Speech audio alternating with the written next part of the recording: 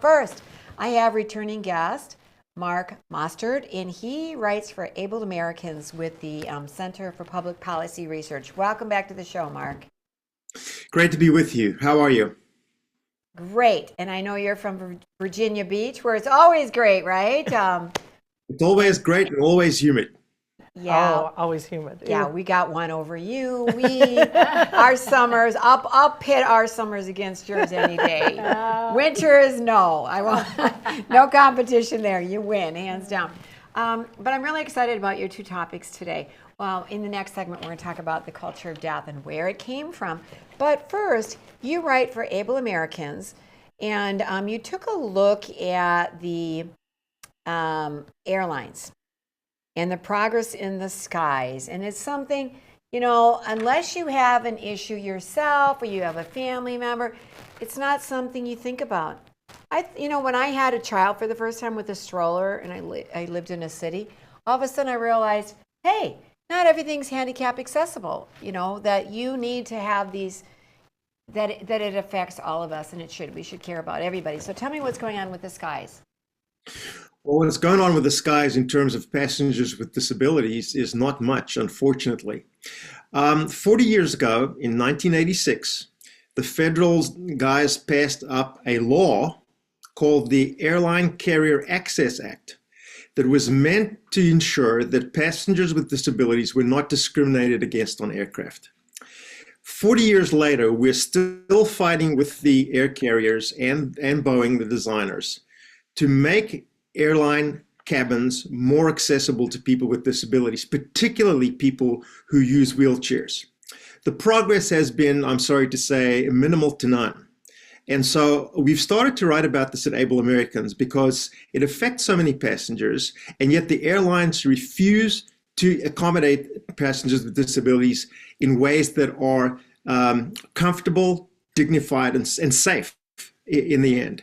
So there are hundreds of horror stories about people who use wheelchairs getting to the plane, getting dropped, getting dragged down the aisle, getting thrown out of their seats. Nobody knows how to handle them. Nobody's trained. And this is a great liability issue, obviously, for the airlines.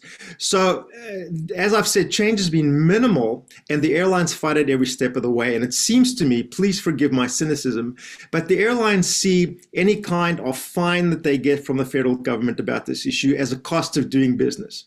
For example, in 2024, American Airlines was fined $50 million for not accommodating passengers with disabilities on their planes.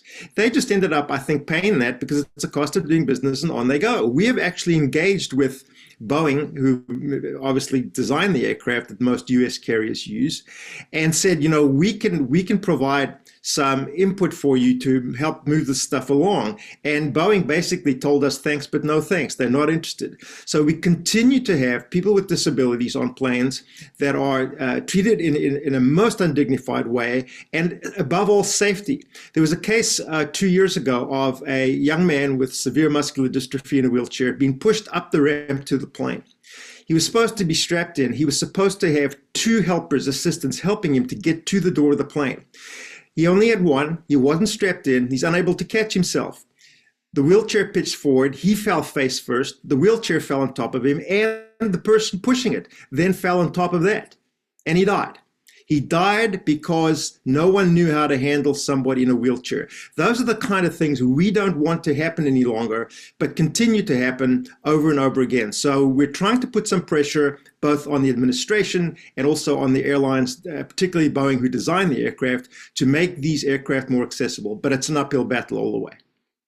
So I can see, these are people that are more affected with this. Would be somebody that's more needing a wheelchair 24 hours. They can't walk fully on their own and things like that. I mean, a great solution would be to be able to move seats and be able to take their own wheelchairs, just like we do for vehicles and buses and things like that, and be able to roll it in and strap it into where a seat is going to be.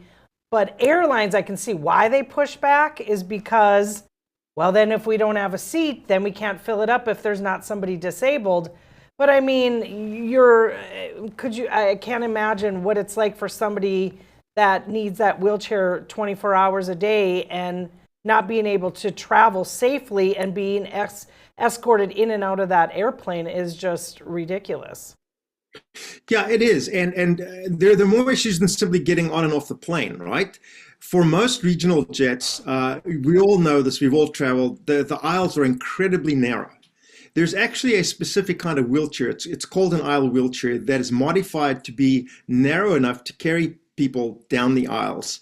Those are very few and far between. No one is trained, or very few people are trained in how to use them. And that creates these problems. One other problem, we've all flown regional jets and tried to go to the bathroom, right? Now, for normal, able-bodied people, fitting into an aircraft bathroom is really tight. It just is, right?